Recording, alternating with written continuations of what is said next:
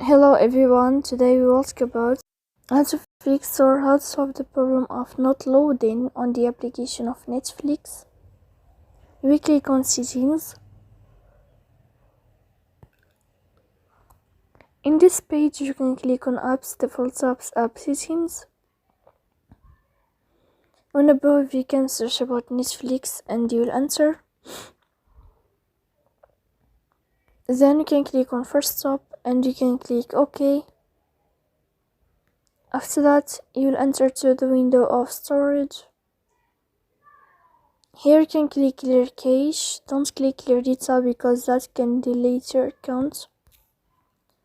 In the end you can turn off your phone and you can turn on your phone again.